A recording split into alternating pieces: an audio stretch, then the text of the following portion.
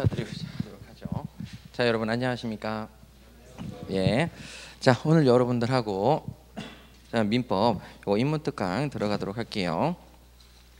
자, 여러분도 오늘 프린트 나눠드렸으니까 그 프린트물 좀 잘 보시고요.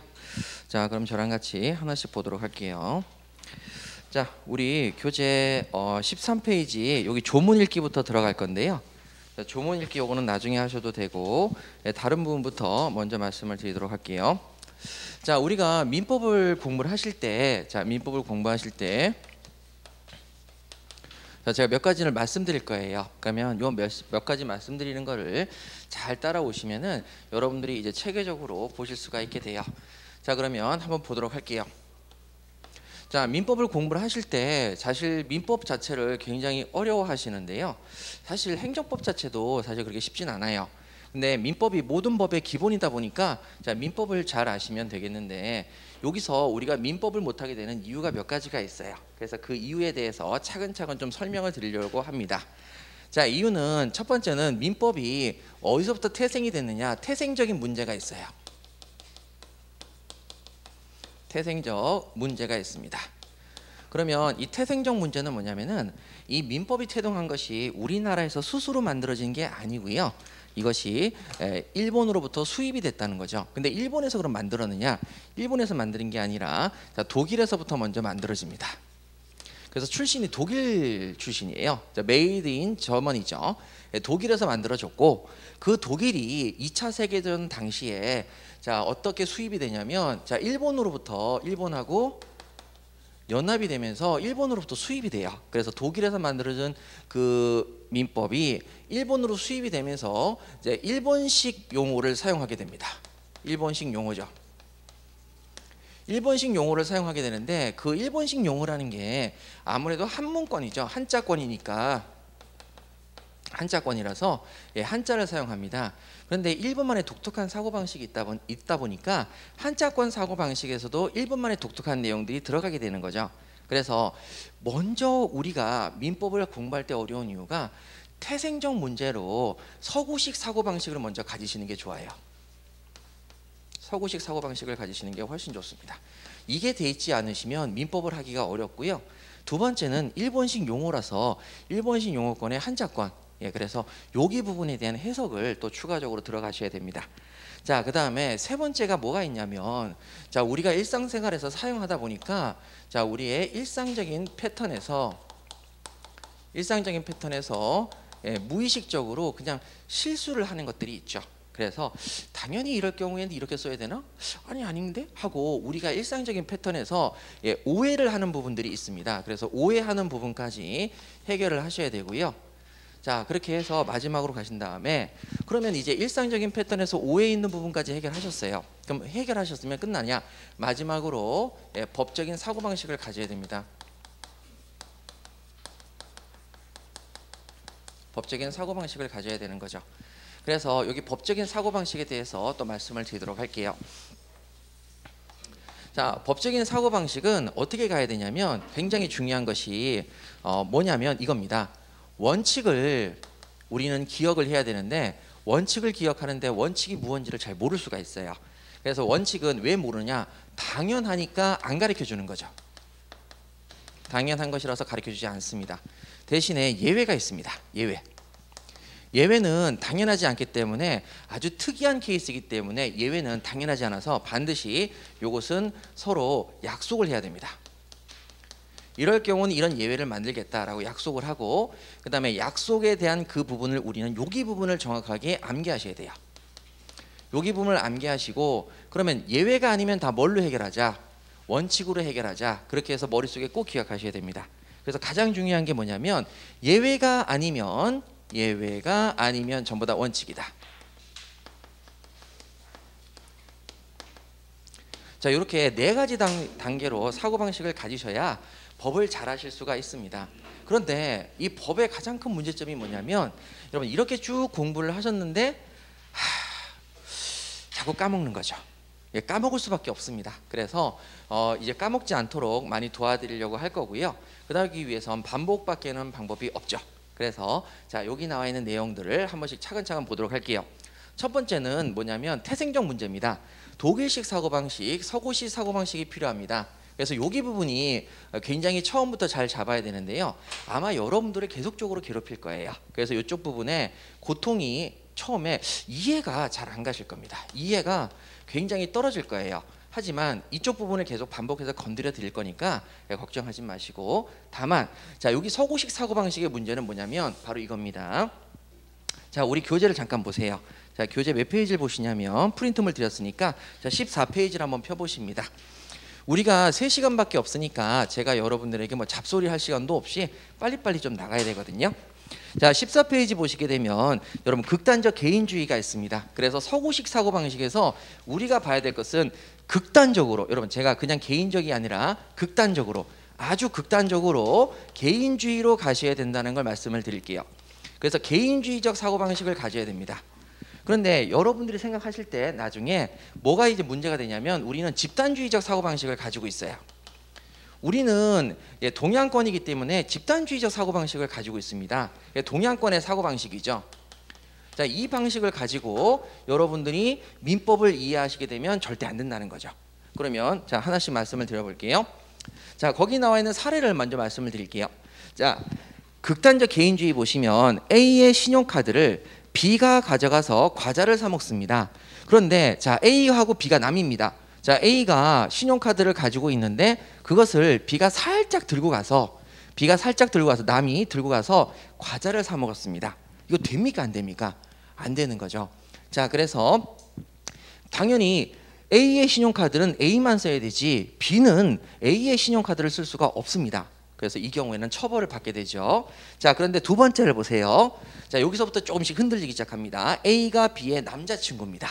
자, 그러면 여기가 얘가 남자친구고, 자, 남이 아니라 첫 번째 남 그랬을 때는 그러면 안 되죠. 자, 그런데 두 번째 A가 남자친구고요.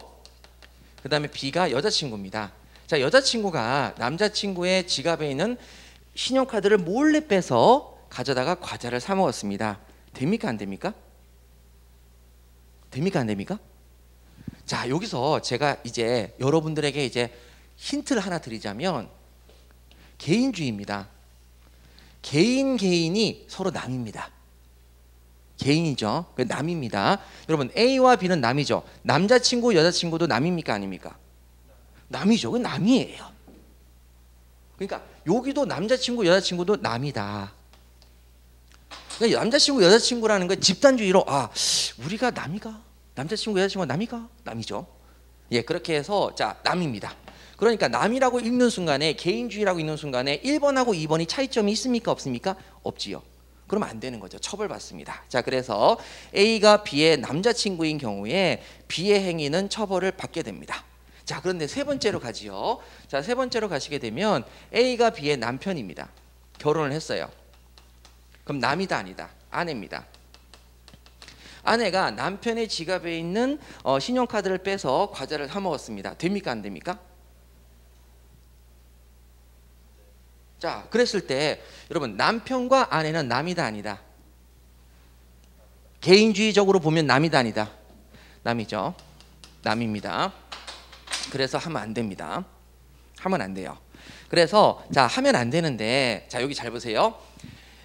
남편과 아내가 있는데 아내가 남편의 신용카드를 갖다 씁니다. 여기서부터 제가 이해가 안 될 거라고 말씀을 드렸잖아요. 아내가 남편의 신용카드를 갖다 씁니다. 아니, 그건 남편의 신용카드지 아내의 신용카드가 아니지 않습니까? 그러면 갖다 쓰면 된다 안 된다? 안 된다. 이걸 전제로 꼭 까셔야 돼요. 자, 그러면 이제 남편의 신용카드를 갖다 쓰면 안 되는데, 자, 그럼 또 하나 물어볼게요. 자, 남편의 신용카드를 갖다 쓰면 안 됩니다. 서로 남이니까. 좋아요. 그런데 자, 남편의 신용카드를 가져서 마트에 가서 장도 보고 다 할 수 있다는 얘기죠. 아니, 그럼 이거 어떻게 된 거냐? 여러분, 여기에 대한 예외 규정이 하나 있습니다. 자, 왜 그러냐면 여러분, 제가 여기서 말씀드렸잖아요. 원칙은 당연한 것이죠. 그러면 당연한 것으로서 서구식 사고방식으로 당연히 본다면 그게 남이든 남자친구이든 남편이든 다 남이야. 이건 당연한 것이니까 아예 민법에 규정을 두지 않습니다. 그냥 다 남이에요. 근데 자, 거기에 대해서 반드시 약속을 합니다. 이럴 경우까지 하긴 좀 그렇지 않니? 이럴 경우까지 하면 좀 그렇지 않니? 그게 바로 요거죠. 예외적으로 야, 아내가 남편의 신용카드를 쓰는 것까지 좀 그러는 건 뭐라고 하지 않니? 이렇게 얘기해서 예외 규정을 민법에 둡니다. 자, 어떻게 뒀는지 보세요. 부부 간에는 일상의 가사에 관해서는 서로 대신할 수가 있습니다. 자, 뭐라고요? 예외 규정으로서 부부라면, 혼인을 했다면, 자, 일상 가사적인 활동의 부분에, 일상적인 가사 부분에 대해서는 대신할 수가 있다. 대리권이 있다는 거죠. 자, 대리권에 대한 개념은 나중에 자세히 설명을 드릴 거고요. 자, 그러면 여기서 부부 간에 일상적인 가사 활동은 대신할 수 있는 권한이 있다라는 규정을 뒀어요. 그러면 이때에는, 요때에는 원래 남이지만 처벌하겠다 안 하겠다? 안 하겠다. 여기는 안 하겠다는 거죠. 근데 여기서 끝나시면 안 돼요. 한 단계 더 나가셔야 돼요. 뭐냐면 일상적인 가사지 않습니까? 그럼 일상적인 가사인데 만약에 아내가 남편의 신용카드를 가져가서 과자를 사 먹은 게 아니라 도박 자금으로 썼다. 도박 자금으로 썼다. 이거 된다 안 된다? 안 되는 거죠. 왜? 도박 자금으로 쓰는 것은 일상 가사의 범위를 벗어났죠. 그러니까 일상적인 가사 활동만 대신할 수 있지 일상적인 가사 활동을 벗어나면 할 수 있다 없다? 안 됩니다. 이거 처벌받습니다. 그러면 자, 지금 여기서 하나, 둘, 셋, 네 개의 케이스를 봤는데, 자, 그 하나, 둘, 셋, 네 개 케이스를 어떻게 접근하셔야 되냐면 이렇게 접근하시는 거죠. 자, 첫 번째가 남이다. 두 번째가 남자친구다. 세 번째가 남편이다. 남편인데 그때는 과자를 사 먹었다. 일상적인 가사 활동에 과자를 사 먹었다. 그 다음에 일상적인 가사 활동을 벗어나서 일상적인 가사가 아닌 도박 자금으로 썼다. 자, 이렇게 되면 네 가지 케이스가 나오면, 자, 먼저 원칙을 적용하세요. 아, 일건 남이지. 다 남이야. 남. 당연한 것이죠. 자, 그런데 반드시 약속을 하자. 예외를 하나 만들자. 예외가 여기다 약속을 했다는 거죠. 부부 사이에서 일상 가사 활동이라면 대신할 수 있는 권한을 주자. 그럼 요거는 할 수 있는데, 그러면 이거 빼고 나머지, 예외 빼고 나머지는 전부 다 된다 안 된다? 안 된다는 거죠. 다 안 된다는 거죠. 그래서 원칙은 당연한 것이죠. 남의 카드를 써 혼나야지. 처벌. 남의 카드를 써 처벌해야지. 남의 카드를 써 처벌해야지. 남의 카드를 써 처벌해야지. 자, 이렇게 됐죠. 처벌을 해야 되는데 그 중에서 요거는 처벌 안 할래 라고 했으니까 요건 처벌 안 해요. 그럼 나머지는 다 뭐 해야 돼요? 처벌해야 된다는 거죠. 예외 아니면 전부 다 원칙으로 가야 됩니다. 예외 아니면 원칙이죠. 그래서 자, 요렇게 이제 여러분들하고 볼 거예요. 자, 그러면 예외가 아니면 원칙이니까 그러면 일상적인 가사 활동은 처벌을 안 받네요. 예, 처벌을 안 받아서 남편과 아내가 신용카드를 열심히 갖다 써도 상관없는 거예요. 서로의 신용카드를. 그래서 거기 한번 보세요. 자, A가 B의 남편인 경우 B의 행위는 처벌받지 않는다. 부부 간에는 일상의 가사에 관해서 서로 대리권이 있기 때문에 B는 A의 신용카드를 사용할 권한이 있다. 자, 대신에 그 밑에 네 번째 가세요. 도박자금 사용이죠. A가 B의 남편인 경우에 B의 행위는 처벌을 받는다. 일상 가사 범위 내에선 서로 대리권이 있지만 일상 가사를 벗어난 부분은 대리권이 없기 때문에 사용할 권한이 없다. 이렇게 돼 있는 거죠. 자, 그러면 이제 이런 개념을 가지고 여러분 또 한번 볼게요. 자, 여기서 A라는 사람도 자, 연금을 내고 있어요. 자, B라는 사람도 연금을 내고 있어요. 각각 소득이 있어서 돈을 벌어서 연금을 내고 있습니다. 그런데 부부 간에는 연금을 한 명만 받을 수 있다. 한 명분만 받을 수 있다. 여러분 기분이 좋아요, 안 좋아요? 안 좋죠. 왜? 남인데, 남이라서 따로 했는데 왜 받을 때는 다 남이 아니지? 이렇게 되는 거죠. 그래서 여러분 이런 현상은, 그러면 이건 예외적이니까 이건 규정을 둬야 돼, 안 줘야 돼요? 줘야 된단 말이에요. 규정을. 부부 사이는 1인분만 준다. 이런 규정을 둬야만 된단 말이죠. 그럼 이런 규정이 없으면 따로따로 주는 거고, 예외적으로 한 명분만 준다 그러면 그 규정을 둔다면 그때는 한 명분만 주는 거고, 예, 이런 식으로 된단 말이죠. 그래서 법은 원칙 규정이 아니라 다 예외 규정입니다. 예, 법은 원칙 규정이 아니라 예외 규정이다. 자, 그럼 여기서 또 볼게요. 자, A는 돈을 벌었어요.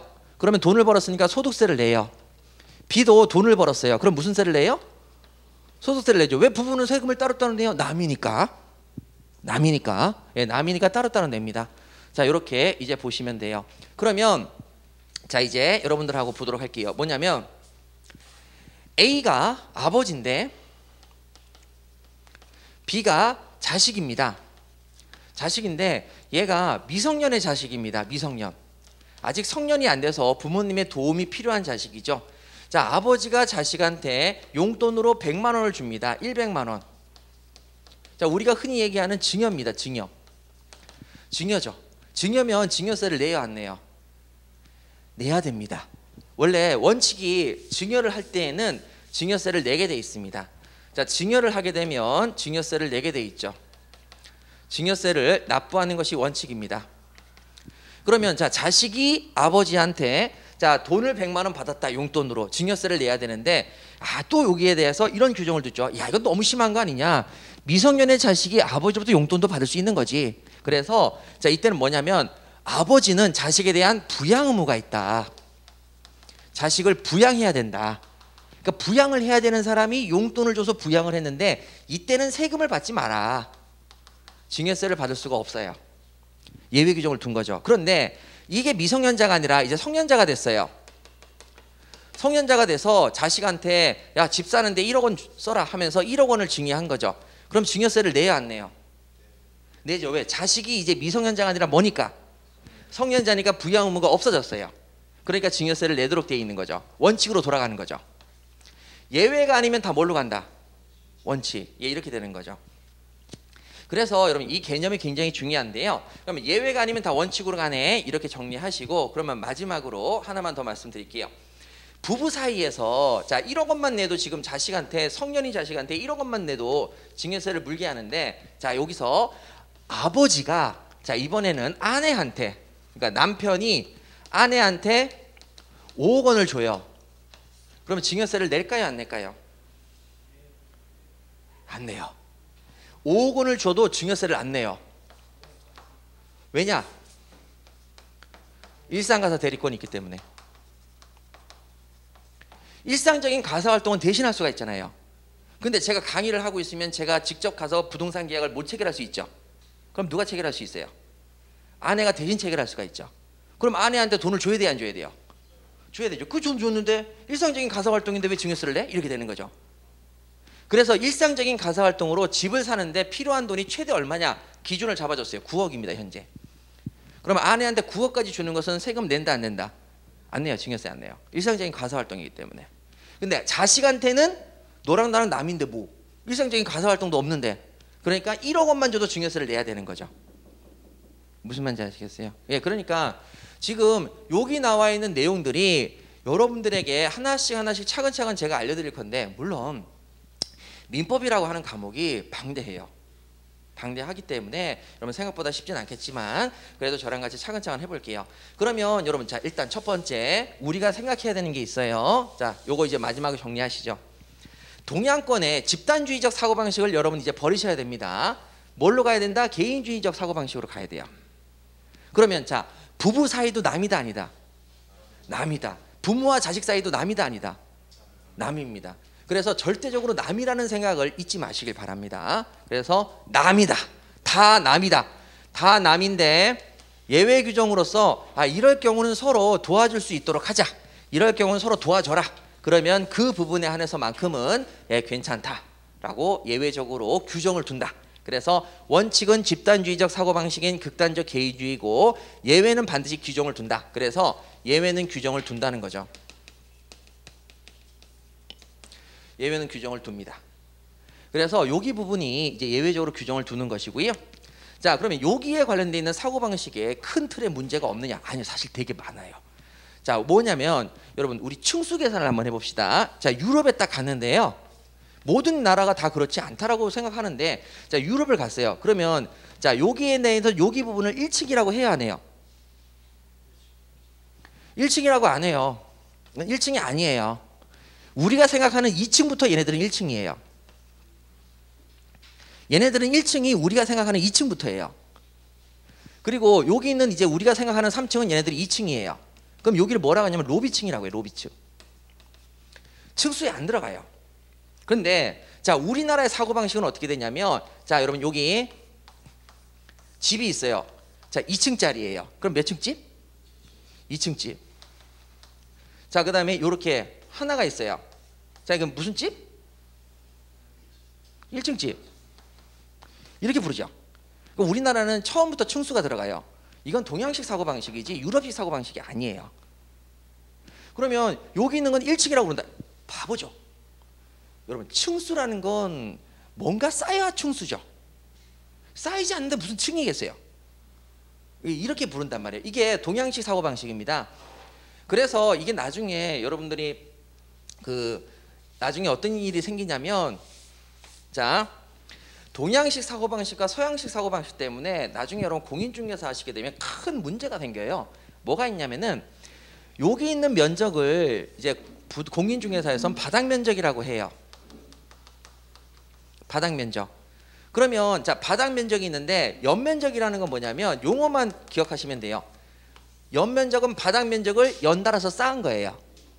그러면 여기는 바닥면적, 여기는 무슨 면적? 요걸 두 개를 합하면 무슨 면적? 연면적이라고 불러요.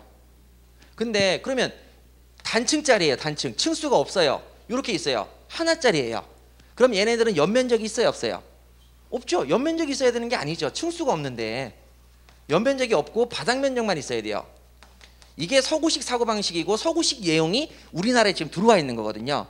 근데 우리나라는 이렇게 해석하지 않아요. 재해석을 합니다.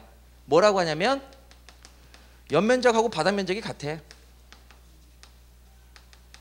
이렇게 봐요. 이유는 1층이잖아. 서구식은 층으로 안 보거든요. 근데 우리 1층이라고 보니까 연면적, 층수 계산 들어가잖아. 이렇게 본단 말이에요. 그래서 지금 사고방식이 지금 굉장히 문제가 있거든요. 그래서 여기도 지금 사실 문제가 있는데 뭐 그런 것보다도 자, 우리가 먼저, 그래서 제가 이 말씀을 드리는 게 서구식 사고방식을 먼저 가져야만 법에 대한 이해도가 높아진다, 말씀을 드리는 거고. 자, 다음으로 여러분 이제 일본식 용어를 들어가도록 할게요. 자, 일본식 용어니까 한자권입니다. 한자권이다 보니까 희한한 것들이 많아요. 그래서 예를 들어서 자, 한자권이니까 볼게요. 먼저 대리라고 하는 게 있습니다. 대리. 그 다음에 표현대리라는 것도 있죠. 그 다음에 무권대리라는 것도 있습니다. 여러분 일단 단어를 딱 보는 순간 이거 한글은 아니네, 이렇게 되는 거죠. 자, 그러면 우리가 대리라고 하는데, 자, 여기서 일상 패턴하고 연결이 되는 부분이 있어요. 자, 대리를 할 때 우리가 대리라는 단어 언제 쓰냐면 어이 김대리, 그래서 회사에서 직급으로 대리라는 말을 쓸 때도 있고, 두 번째 대리운전 해가지고 대리라는 단어를 쓸 때도 있어요. 그리고 세 번째로 자, 뭐라고 하냐면 저 법률 대리인이야 해서 변호사를 보고 여러분 나 대리인이야, 내 대리인, 법률 대리인, 이렇게 얘기를 할 때가 있어요. 그래서 여러분들이 만약에 은행에 가시게 되면 은행에서 이렇게 서류를 하나 줄 거예요. 통장 개설하러 왔어요. 그러면 본인 그럼 이렇게 막 쓰고요. 그 밑에 대리인 이렇게 해서 만약 대리인이라면 대신 쓰도록 돼 있어요. 요 대리가 요 대리냐 요 대리냐 요 대리냐는 거죠. 일상적인 패턴에서는 어떻게 쓰냐면 김대리도 대리라고 쓰고 대리운전도 대리라고 쓰고 법률 대리인도 대리라고 쓰니까 같은 사람이구나 라고 생각하는데, 여러분 여기 민법에서의 대리는 일상적인 패턴에서 김대리를 말하는 게 아니고 대리운전을 말하는 게 아니고 법률 대리인 대리를 말합니다. 그러면 이 대리라는 건 뭐냐? 바로 나의 의사표시를 대신해 주는 사람이에요. 의사표시를 대신해 주는 사람입니다. 그러면 내가 통장을 개설하려면 내 의사표시를 해야 되죠. 내가 직접 못 갔어요. 그럼 내 의사표시를 대신해 주는 사람이 누구다? 대리인인 거죠. 자, 행정사가 됐어요. 내가 허가를 받기 위해서 구청을 직접 가야 돼요. 근데 가기 싫어요. 행정사한테 부탁을 했어요. 행정사는 내 의사표시를 대신해 주는 사람이죠. 대리인이 됩니다. 그러니까 대리라는 얘기는 의사표시를 대신해 주는 사람이에요. 그러면 자, 보세요. 아까 전에 보셨던 일상 가사 대리권. 자, 부부 사이에서는 일상적인 가사 활동은 대리할 수 있다고 그랬죠. 의사표시를 대신해 줄 수 있어요. 신용카드를 대신 써줄 수가 있어요. 쓰겠다는 의사표시를 대신해 줄 수 있는 거죠. 그래서 일상적인 패턴에서의 용어와 일반적인 패턴에서의 용어에 대한 불분명함이 여기서는 깔끔하게 정리가 돼야 돼요. 민법에서는. 그러면 자, 이제 한자식 용어를 볼게요. 대리라는 건 뭐냐면 한문으로 따지자면 대신할 때에다가 이치이 이치에 맞게 이를 대신해 주는 사람이에요. 그러니까 내가 의사 표시를 해야 되는데 법적인 부분에 문제가 있을 수도 있죠. 그러면 그 변호사가 짠 나타나서 나를 대신해서 이치에 맞게 말을 해주는 거예요. 그게 대리인이에요. 행정사한테 자 내가 구청에다 허가를 받아야 되는데 또는 영업정지나 또는 이제 운전면허 정지를 취소해야 되는데 이치에 맞게 말을 잘 못해서 잘 일이 안 풀릴 수도 있잖아요. 그때 행정사가 짠 나타나서 이치에 맞게 일을 대신 풀어줘야 돼요. 그러면 그 사람이 뭐가 되는 거예요? 대리인이 되는 거예요. 그래서 자 노무사도 이치에 맞게 일을 대신해 주는 사람이죠. 대리인. 그 다음에 변호사도 대리인. 그 다음에 행정사도 대리인. 그 다음에 의사 선생님도 대리인이에요. 의사 선생님은 언제 우리의 이치에 맞게 의사 표시를 대신해 주죠? 처방전이요. 처방전을 우리한테 대신 써주잖아요. 처방전을 써서 약국에다 갖다 주잖아요. 그럼 원래 의사 표시를 어떻게 해야 돼요? 의사 선생님한테 듣고 무슨 약 주세요 이렇게 얘기해야 되는데 우리가 그렇게 못하죠. 그러니까 의사 선생님이 대신 처방전을 써주는 거예요. 의사 표시를 대신해 주는 거죠. 그래서 이런 사람들이 전부 다 대리인입니다. 그러면 자 우리 대리인은 이 정도 보시면 되겠어요. 그러면 이 대리 부분을 갈 때 여기 부분을 계속 갈 거예요. 그러면 여러분 또 물어볼게요. 세무사도 대리인이 아니에요? 국세청에 우리가 직접 신고해야 되는데 그 의사 표시를 이치에 맞게 대신해 주는 사람이죠. 그러니까 세무사도 대리인이죠. 그러니까 이런 사람들이 전부 다 대리인입니다. 그러니까 대리인이 되시려고 열심히 노력하시는 거죠. 자, 그 다음에 표현대리란 단어가 나오면 일단 대리란 단어는 아셨죠? 이치에 맞게 말을 대신해 주는 사람이야. 우리의 의사 표시를 대신해 주는 사람이야. 그랬는데 자 표현이란 단어를 보시게 되면 표시된 현상이 대리인처럼 보여 이렇게 된 거죠. 표시된 현상이 대리인처럼 보여? 아니 길 가다가 내 아내처럼 보이는 사람을 봤어. 옷을 입은 것이나 행동이나 표시된 현상이 아내처럼 보여. 그럼 걔는 아내예요 아니에요? 아내처럼 보여. 그럼 아내예요 아니에요? 아니잖아요. 그럼 얘는 대리인이 아니에요. 대리인이 아니에요. 대리인처럼 보일 뿐이에요. 그래서 한자권의 영역으로서 표현이라는 단어는 표시된 현상이 대리인처럼 보여. 그럼 걔는 대리인이 아니야. 표시된 현상이 아내처럼 보여. 아내가 아닌 거죠. 이런 식으로 용어를 통해서 접근을 하셔야 돼요. 자, 그 다음에 무권 대리는 뭐냐면 대리권이 없을 무자예요. 한문으로 대리권이 없는 사람이에요. 그럼 얘는 대리인이 아니죠. 그럼 차이점은 이렇게 나오면은 표시된 현상, 대리인처럼 보이는 표시된 현상이 왜 생겼어? 본인의 잘못 때문에. 그러면 그건 책임져라. 그러니까 내가 대리인처럼 보이게끔 한 거죠. 그러니까 이런 식으로 용어 정리를 저랑 같이 하실 거예요. 그러면 이거하고 이거 차이가 있구나라고 아시게 돼요. 자, 이렇게 이제 또 가도록 할게요. 자, 그 다음에 여러분 이제 일상적인 패턴에 대해서 말씀을 좀 드리도록 할게요. 자, 일상적인 패턴이요. 자, 우리가 일상적인 패턴에서 오해를 하고 있는데 시험과 연결돼서 오해가 될 수 있는 부분을 하나 말씀을 드리도록 할게요. 자, 여기 부분은 이렇게 쓸게요. 자, 어떻게 되냐면 자, 시간에 대해서 잠깐 말씀을 드릴게요. 자, 시간 우리가 오후가 있습니다. 자, 오후 12시 30분. 자, 이게 맞는 표현일까요? 틀린 표현일까요? 그 다음에 오후 12시가 낮 12시를 말할까요? 밤 12시를 말할까요? 자, 이렇게 보셔야 돼요. 이거를 여러분 일상적인 패턴에서 우리가 쓰고는 있는데 이것이 옳은지 그른지 아무도 얘기를 해주지 않아요. 그래서 사실 저도 몰랐는데 법에서는 철저하게 나눠요. 철저하게 나눈 이유는 바로 여기 독일식 사고방식이기 때문에 그렇습니다. 독일식 사고방식은 모든 걸 정확하게 철저히 나눈다라는 사고방식이 있거든요. 자, 그러면 여기 부분에 대해서 설명을 잠깐 드릴게요. 자, 우리 그 교재도 나와 있는데 자, 그 교재 보시기 전에 먼저 설명을 쭉 드리도록 하겠습니다. 그리고 이제 제가 설명드릴 것도 있는데 그건 두 번째 시간부터 할게요. 분명히 첫 번째 시간은 OT 해가지고 분명히 동영상 올릴 거거든요. 근데 학원에서 동영상 잘못 올려가지고 큰일도 있어서 자, 그럼 여기 부분 한번 보도록 할게요. 자, 먼저 여러분 하루를 24시간으로 나눠 보십시다. 그리고 하루를 12시간으로 나눠 봅시다.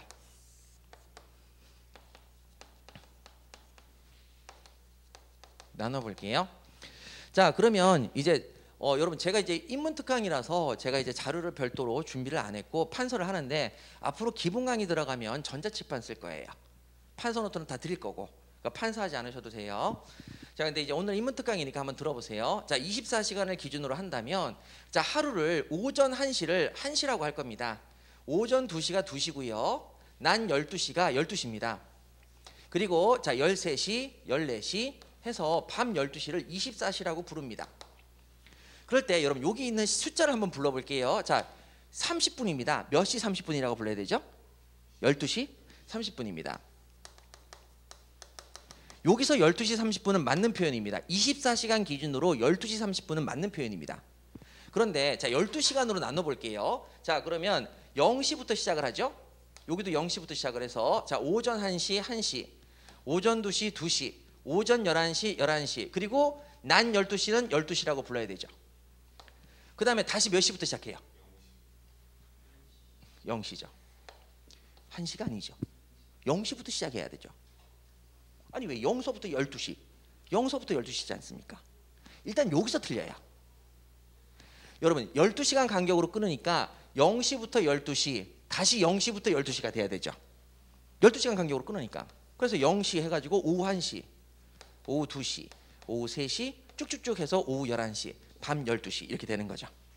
12시간 간격으로 끊어야 됩니다. 그러면 여기서 여길 뭐라고 불러야 돼요? 0시 30분이죠. 12시 30분이 어디 있습니까? 여긴 12시 30분이라는 개념 자체가 없습니다. 0시부터 시작하잖아요. 아니 맞잖아요. 0, 1분, 2분, 3분, 4분, 59분, 1시, 60분, 1시. 여기도 12시. 그 다음에 다시 몇 시? 0시. 1분, 2분, 3분에서 다시 1시죠. 아이씨 12시 30분인데 12시 59분 다음에 1시가 말이 됩니까? 여기선 12시 59분 다음에 13시는 말이 되죠. 12시 59분 다음에 1시가 말이 됩니까? 아니죠. 0시 59분 다음에 1시가 말이 되는 거죠. 그래서 이거부터 잘못 알고 있다니까요. 근데 왜 잘못된지는 제가 좀 이따 알려드릴게요. 그래서 일단 첫 번째가 12시 30분이라는 단어를 요때는 맞아요. 24시간 기준으로 쓰는 건 맞는데 12시간 기준으로는 12시 30분이라는 단어가 절대 나올 수가 없습니다. 그렇게 맞잖아요. 0시 1분, 0시 2분, 0시 59분 1시, 1시 1분, 1시 2분, 1시 59분 2시 맞잖아요. 그러니까 절대 여기는 12시 30분이라는 단어가 나올 수가 없는 거죠. 나오면 틀립니다. 그런데 12시간 간격으로 나누다 보니까 여기 앞에 있는 부분을 뭐라고 부릅니까? 오전이라고 부르죠. 근데 12시간 나누는데 오전에 있는 12시간 그 다음에 여기는 몇 시로 나눕니까? 오후가 되는 거죠. 그러니까 오전 12시간 오후 12시간으로 나눌게. 안 그러면 하루를 24시간으로 보고 24시간으로 말할게. 이렇게 되는 거죠. 이게 정확한 표현이거든요. 그리고 시험 문제에서 우리 시험에서 이렇게 나올 수가 있어요. 자, 그러면 여기서 첫 번째 오후 12시 30분은 맞는 표현입니까? 싸그리 틀린 표현입니까? 틀린 표현이죠. 오후 0시 30분이 맞는 거죠. 이건 틀린 표현입니다. 이런 말도 안 되는 표현이 어디 있어요? 자, 그러면 여기도 볼게요. 자, 오후 3시 30분은 맞습니까? 틀립니까? 오후 3시 30분 맞지요? 오후 3시 30분 맞지 않습니까? 그러면 오후 15시 30분 이건 맞습니까? 틀립니까? 틀리잖아요. 근데 자 12시 30분만 되면 여러분들 헷갈리시지만 일단 그러면 이건 오후 3시 30분 여기는 오전 3시 30분 맞네. 이해가 되시죠? 그럼 오전 3시 30분 맞고 오후 3시 30분 맞잖아요. 그러면 이제 마지막으로 여러분 이제 오후 12시가 낮 12시인지 밤 12시인지 봐야 되겠죠?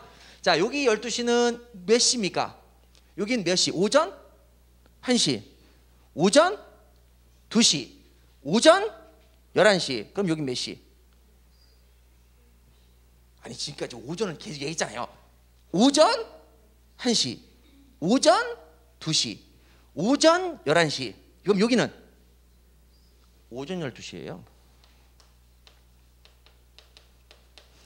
이게 맞는 표현입니다. 맞잖아요. 지금까지 보세요. 오전 11시 59분 그 다음에 오후 12시 말이 됩니까? 자, 그러면 여기도 볼게요. 자, 0시부터 시작하시는 거죠. 0시부터 시작을 합니다. 오후 1시, 오후 2시, 오후 3시 30분, 오후 11시, 오후 11시 59분. 그럼 얘는 몇 시? 오후 12시입니다. 오후 12시라고 하면 거의 90%가 낮 12시를 얘기합니다. 낮 12시요? 얘기하는데 틀린 표현입니다. 오후 12시가 밤 12시를 말합니다. 그럼 우리 시험에서도 나오느냐? 나와요.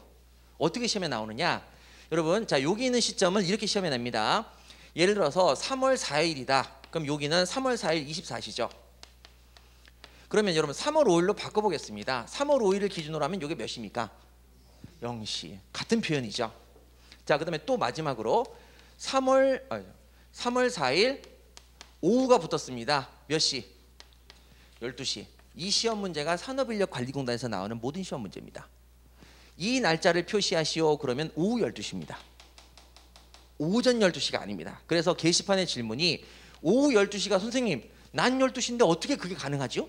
이렇게 물어보는 질문이 꼭 있었어요. 그래서 아, 나도 생각을 잘못했는데 법 공부를 하다 보니까 제대로 잡혔네 라고 이게 되는 거죠. 그러면 이게 왜 이런 식으로 틀리게 되냐면, 자, 제가 일상생활에서 어떻게 되는지 보세요. 여러분, 교육이라는 것이 전부 다다. 아니요. 교육은 여러분 좋지 않습니다. 잘못 가르치는 게 얼마나 많은데요.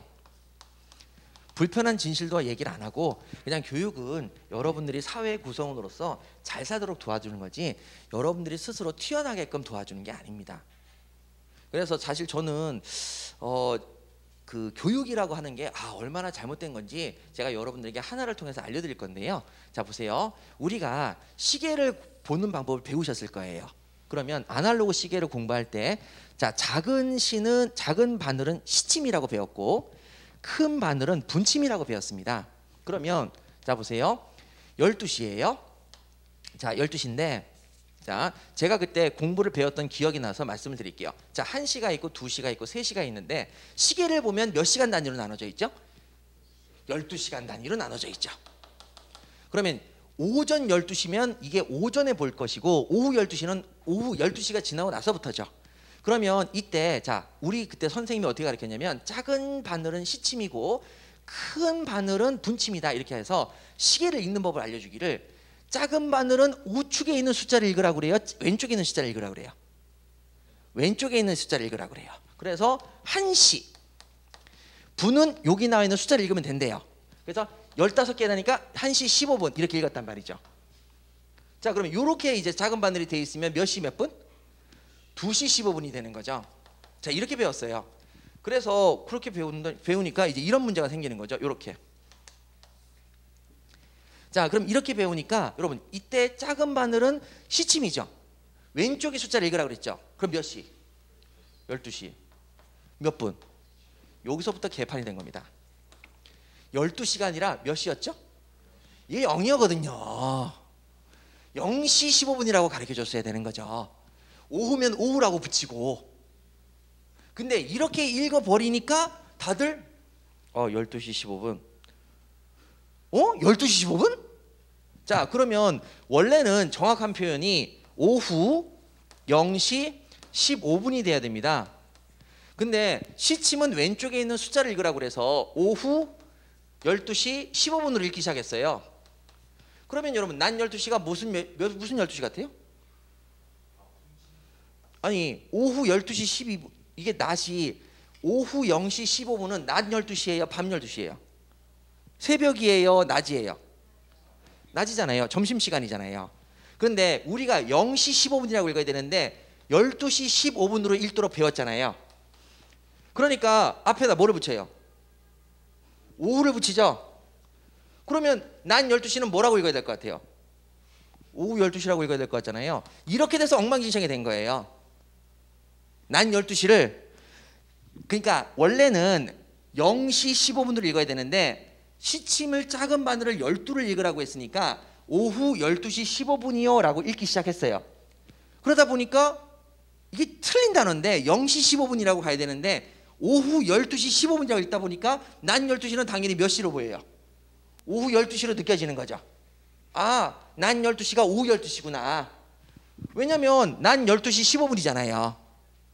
그러니까 낮 12시 15분 하니까 대부분 오후 12시는 그럼 몇 시? 낮 12시. 낮 12시 이렇게 이제 한단 말이죠. 근데 이 말 자체가 틀린 거죠. 12를 단어를 나눠서 12로 단위를 끊고 오전 오후로 한다면 오후 0시 15분이 돼야 되는 거죠. 그럼 낮 12시는 오후 0시죠. 그럼 오전으로 따지면 몇 시예요? 12시가 되는 거죠. 예, 이렇게 지금 오해가 되어 있는 부분들이 상당히 많습니다. 그래서 자, 요렇게 하다 보니까 우리의 사고방식이 잘못되게 적용됐고 이게 교육 때문이라는 거죠.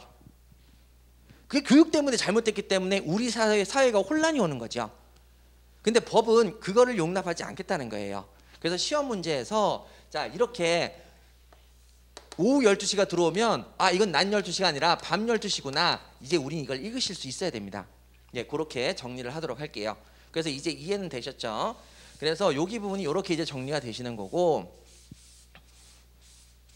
자, 다음으로 여러분 예외가 아니면 전부 다 원칙으로 간다는 거, 자, 이렇게 말씀을 드렸는데요. 자, 여기 부분에 대한 설명을 조금 더 드리고 잠깐 쉬도록 할게요. 자, 이게 제가 그 공부하시는 분들에게 항상 말씀드리는 건데요. 자, 먼저 원칙입니다. 당연한 것은 어디에도 규정을 두지 않습니다. 너무 당연한 것이니까. 그러면 자, 우리가 의사 표시를 할 때 구두로 할 수도 있습니다. 구두라는 게 이제 한문 용어죠. 입으로 할 수 있다는 얘기죠. 구두 서면, 구두로 얘기한다. 입으로 할 수도 있고, 그 다음에 뭘로도 할 수 있습니까? 서면으로도 할 수 있습니다. 자, 이렇게 되는데, 자, 이제 우리의 사고방식으로는 자, 이렇게 얘기하는 거죠. 자, 노동계약서를 써요. 근로계약서를 씁니다. 근로계약을 하는데, 자, 구두로 근로계약을 할 수 있겠습니까? 서면으로만 해야 되겠습니까? 양쪽 모두 가능하겠습니까? 자, 이렇게 물어봤을 때 당황스러운 거죠. 왜 그러냐면 근로계약이니까 계약서를 써야 되는 거 아니야? 계약서 써야 되지 않아? 그럼 서면으로 돼야 되는 거고 구두는 안 되는 거 아니야? 자, 이런 식으로 계속 나오는 거죠. 그러면 자, 우리가 공부했죠. 예외는 반드시 규정을 둔다 안 둔다? 안 둔다는 거죠. 그러면 예외는 규정을 반드시 둬야 되는데 예외는 반드시 규정을 두고 예외가 아니면 전부 다 원칙으로 가야 되는데 원칙입니다. 우리의 의사표시는 꼭 서면으로만 해야 됩니까? 말로도 가능합니까?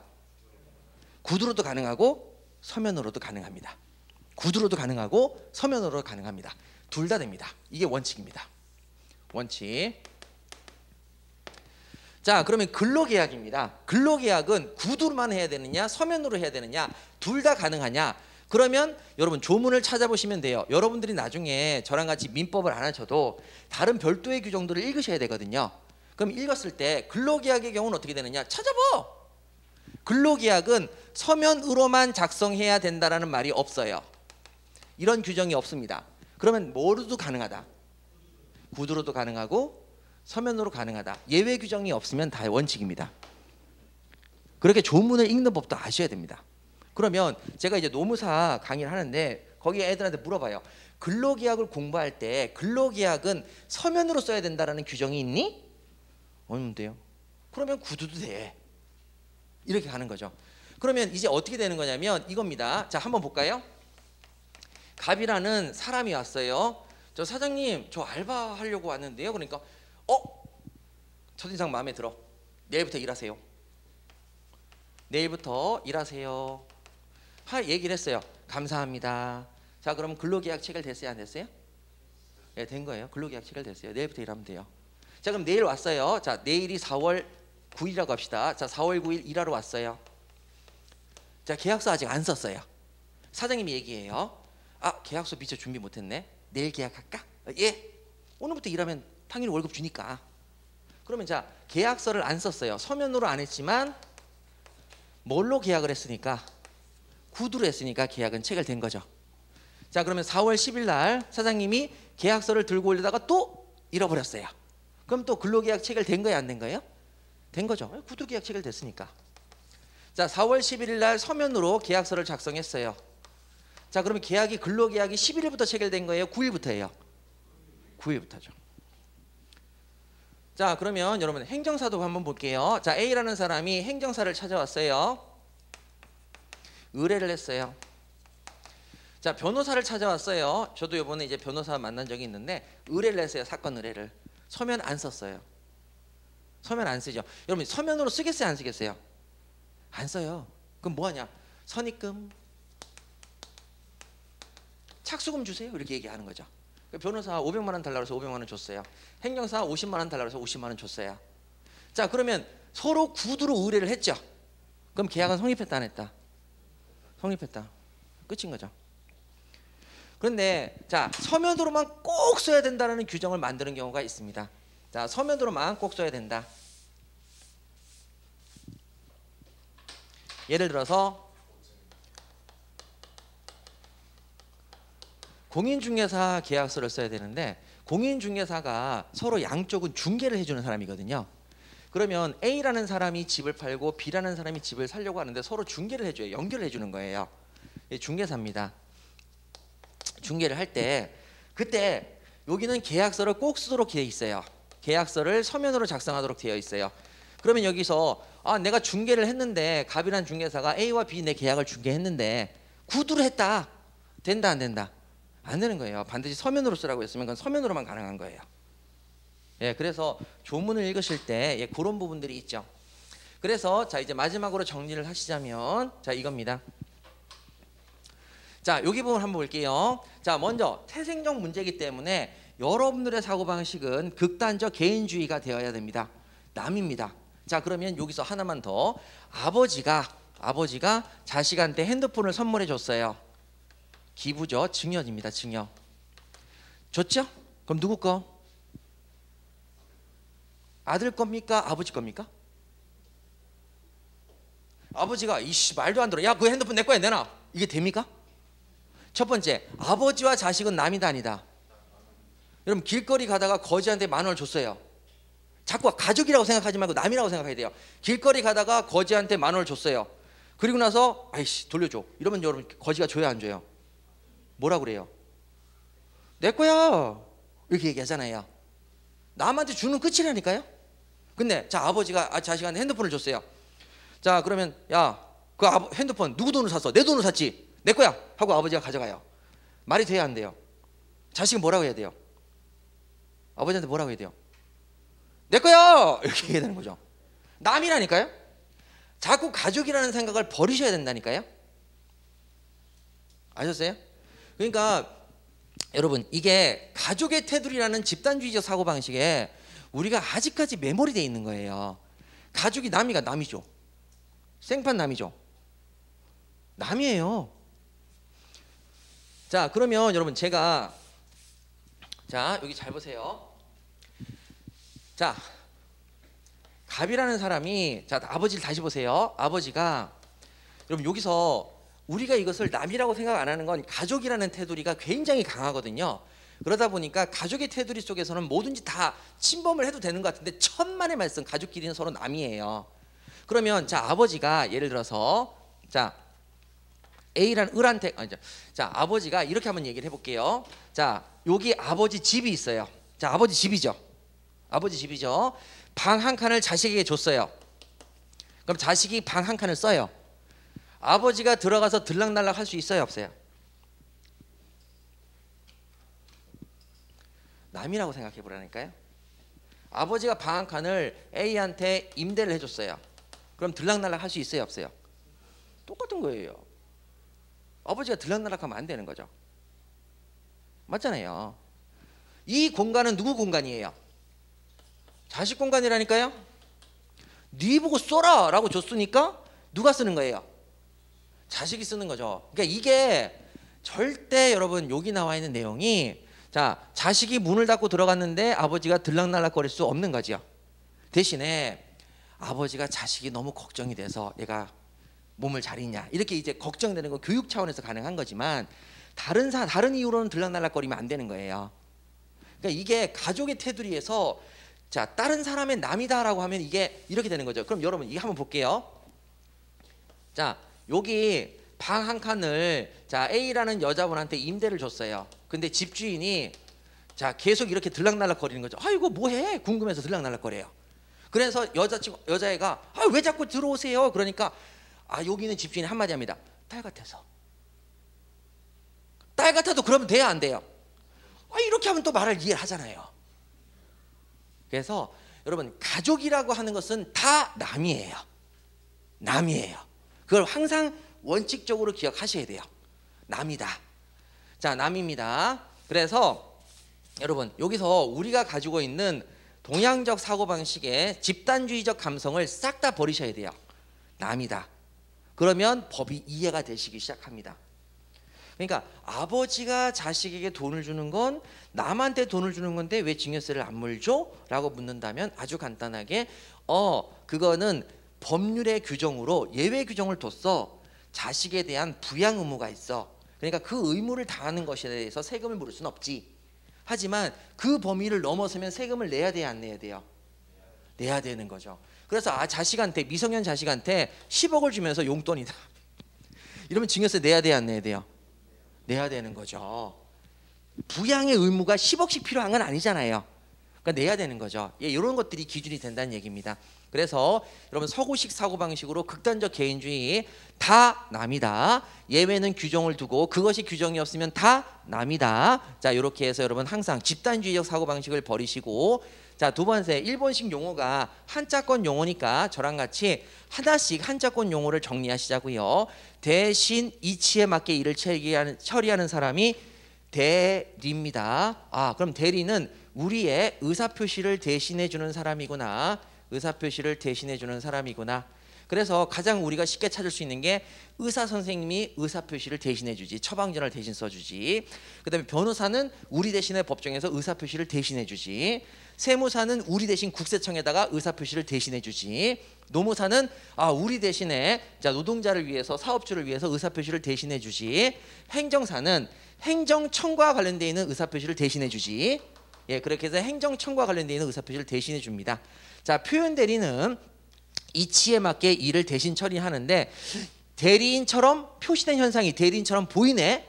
대리인은 아닌데 대리인처럼 보이는 애들이고, 여기는 대리권이 아예 없는 애들이고, 둘 다 대리권이 없는데 보이는 애들이고 보이지 않는 애들이죠. 그렇게 정리하시는 거고.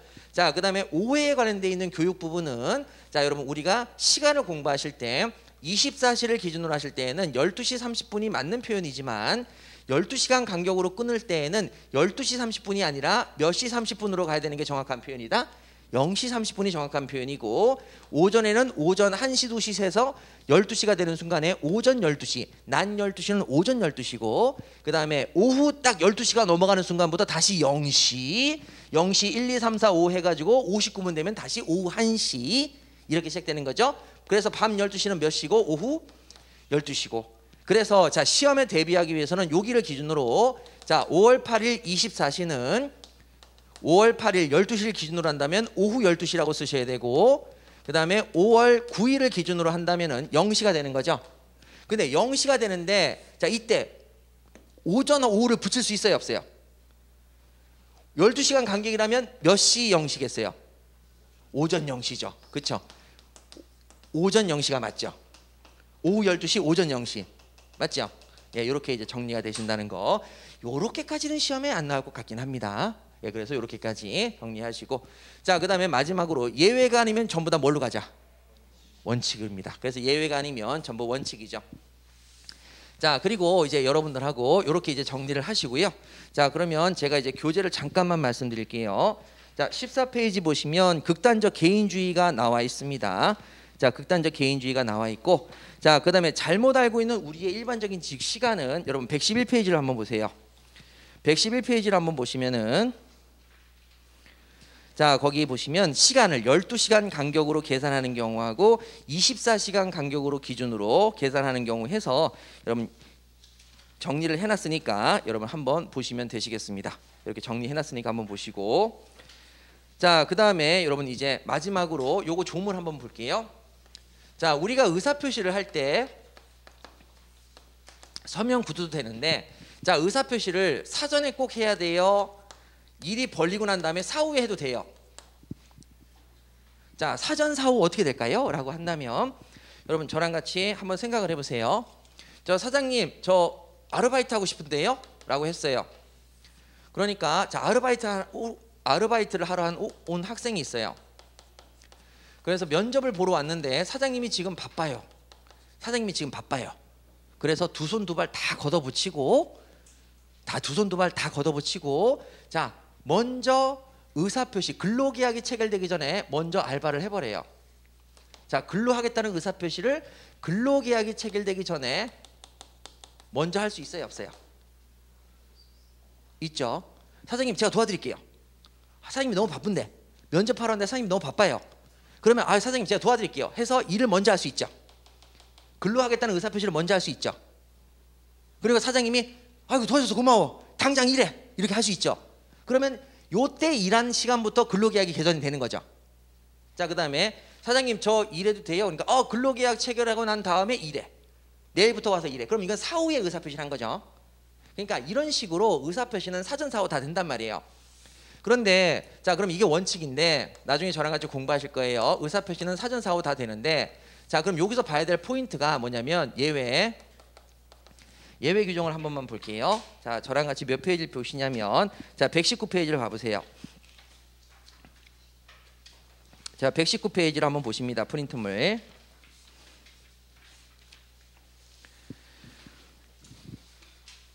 자 거기 184조를 한번 보세요. 184조.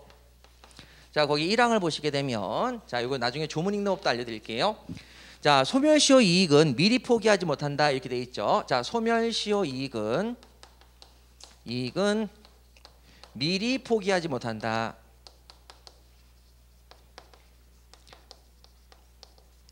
자 여기 가시죠. 여러분 포기라는 건 의사표시 아니에요? 포기하겠다는 의사표시죠?